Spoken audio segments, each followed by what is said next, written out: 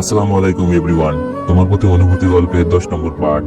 আর তোমরা যারা যারা টিকটকে আমার রিয়েল আইডি খুঁজে পাচ্ছ না, তো তোমাদেরকে বলতেছি এমার দীপু হোসেন, এইটাই আমার টিকটকের রিয়েল আইডি।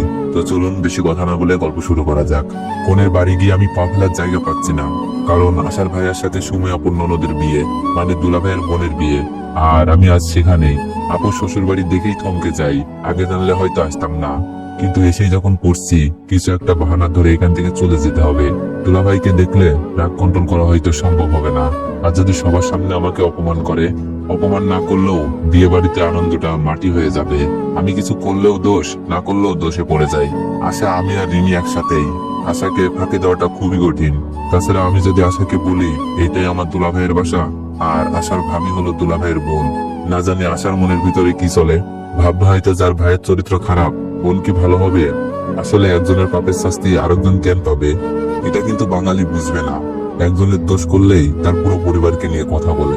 আর আশা যদি তার ভাইকে বলে দেয় মেয়ের ভাই এই কাজ করেছে, রিমিকেও কিছু বলা যাবে না, আশাকে বলে দিতে পারে। আশা বলল, কিরে আসছিস না কেন? আমি বললাম, আসতেছি। মিথিলাকে দেখছি বড়াগাই নিয়ে আসছে। মিথিলাও এখানে, হয়তো আমার পরিবারের সবাই এখানে। আসলেই তো আব্বুকে দেখা যাচ্ছে মেহমানদের আপ্যায়ন করে ভিতরে নিয়ে যাচ্ছে। ছোট ছোট পা করে আগাচ্ছি।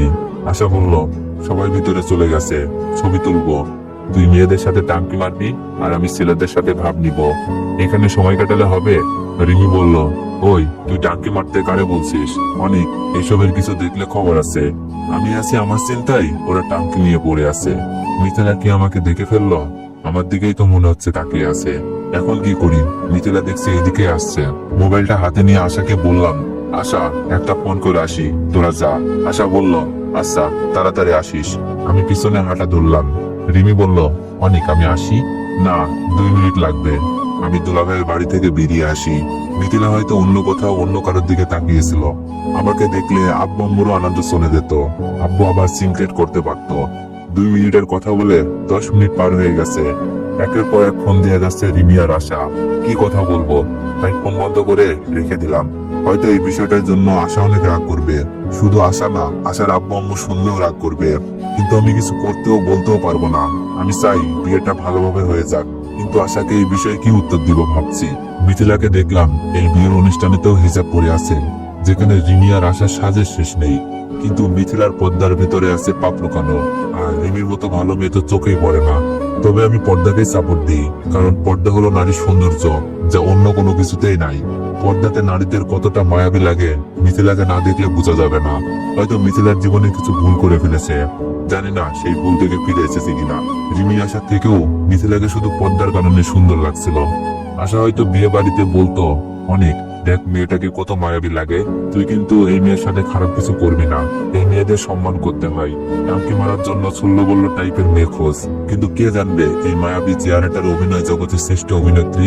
ভাবছি আমার এরকম ভাবে এসে পড়ার কারণে হয়তো রিমির বিয়ের অনুষ্ঠানে মন বইছে না। আর আশা মনে মনে বলছে আজ আমাকে পেয়ে নিক, খবর বুঝাবে। সারাদিন বাইরে কাটিয়ে সন্ধ্যার দিকে বাসায় গেলাম। যা মাত্রই দেখি রিমি আর আশা বসে আছে, চেহারায় আগুন ফুটে উঠেছে। কিছুটা ভয়ই পেলাম, কিন্তু যে করেই হোক নিজেকে বাঁচিয়ে নিতে হবে। রিমি বলল, 2 মিনিটের কথা বললা কই গেছিলি? আমি বললাম, রিমি আমার একটা কাজ ছিল খুবই গুরুত্বপূর্ণ। আশা বলল, রাখ তোর কাজ, তোর জন্য আমাদের কথা কথা শুনতে হয়েছে জানিস। আর বিয়েটা পাঞ্চে গেছে, হয়ে গেছিলি সত্যি করে বল। আমার জন্য কি কথা শুনাইছে, আর পাঞ্চে যাবে কেন? আমি তো বুঝতেছি না। আশা বলল, আব্বু আম্মু বলেছে আমরা নাকি তোর সাথে ঝগড়া করছি, তাই তুই রাগ করে চলে গিয়েছিস। আমি বললাম, আচ্ছা আঙ্কেলকে বুঝিয়ে বলবো। রিমি তো আগুন। রিমি বলল, আঙ্কেলকে পরে বোঝাস, এখন আমাকে বোঝা, কোন মেয়ের সাথে দেখা করতে গিয়েছিলি? আমি একটু অন্যরকম ভাব নিয়ে বললাম, রিমি তুমি আমাকে সন্দেহ করছো? আশা বলল, বল কার সাথে দেখা করতে গিয়েছিলি, নয়তো বিয়ে বাড়িতে না ঢুকে কেন চলে আসলি? মন খারাপ করে কান্না কান্না ভাব নিয়ে বললাম, আসলে রিমি আব্বুর হার্ট অ্যাটাক হয়েছিল। ভাবি বলল শহরে আব্বুকে নিয়ে এসেছে, তাই আমি আব্বুকে দেখার জন্য চলে আসি। আশা বলল, কি বলিস, কিছু হয়নি তো? আমি প্রায় কান্নার ভাব নিয়ে বললাম, এই যাত্রায় নাকি বেঁচে ফিরেছে। আমি দূর থেকে আব্বু আম্মুকে দেখে আসলাম। রিমি বলল, সরি অনিক, না জেনে উল্টাপাল্টা বলে ফেলেছি। যাক, মিথ্যাটা বলে কন্ট্রোল করতে পারলাম। আশা বলল, আচ্ছা আমরা না হয় বুঝলাম, এখন আব্বুকে কে বুঝাবে? আব্বু বলেছে তোকে বাসায় না নিয়ে গেলে আমাকে বাসায় যেতে দিবে না। আশা তো দেখছি আবার প্যাসে ফেলে দিল। আমি বললাম, আরে তুই বলে দিস, নয়তো কল করে আমি বলে দিচ্ছি। আশা বলল, না হবে না, তোকে বাসায় নিয়ে যেতে বলছে। আর কেন বিয়ে থেকে পালাইছিস আব্বুকে বলতে হবে। আচ্ছা কাল যাবো, আঙ্কেলকে বলবো, আঙ্কেলকে না হয় বুঝিয়ে ফেলবো। আশার ভাবের সাথে যদি মিথিলা আসে আর সুমি আপন ননদ তো আমাকে চিনে। আশা বলল, কাল যাবি, তাহলে আজ কোথায় থাকবো? রিমির সাথে থেকে যা, ভালো বুদ্ধি দিলাম। আশা বলল, কি নতুন ভাবি বাসায় আর আমি এখানে থাকবো? চল বলছি। আশা আমাকে টেনে ইসরে চললো। কাপা গলায় বললাম, বাসা ভর্তি মেহমান, আঙ্কেলকে খুঁজতে গেছে রিমি। আশা, ভাবির সাথে কেউ কি আছে? আশা বলল, একটা মেয়ে এসেছে। আশার কথা শুনে কলিজা শুকিয়ে গেল। মিথিলা নয়তো? আঙ্কেল বললেন, অনিক এদিকে আসো। আমি কাপা গলায় বললাম, আসসালামু আলাইকুম আঙ্কেল। আঙ্কেল বললেন, ওয়ালাইকুম আসসালাম। বিয়ে বাড়ি থেকে চলে গেছিলে কেন? আঙ্কেল কথা বলার আগে আশা বলল, বল আমি কিছু করি নাই। আঙ্কেল বললেন, তুমি চুপ করো, অনেক বলো। আশা কিছু বলছে? না আঙ্কেল, একটা খারাপ খবর শুনি, আঙ্কেলকে সবকিছু বুঝিয়ে বলি। আঙ্কেল বললেন, ও আচ্ছা ঠিক আছে, চলো নতুন বউ দেখবা আর পরিচিত হবা। আঙ্কেলের কথা অমান্য করি কি করে? সুমি আপন ননদ আমাকে ভালো করেই চিনে, আর ওই বিষয়টা যদি জেনে থাকে তাহলে তো আঙ্কেল ছাড়বার পাত্র না। আমাকে ভাবির সামনে মানে মাইশা আপুর সামনে নিয়ে গেল, সাথে রিমি আসা আঙ্কেল।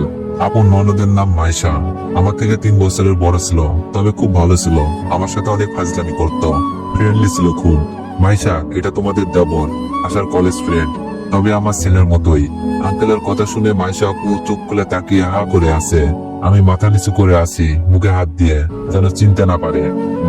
মাইশা আপু বলল, এই তুমি অনিক না?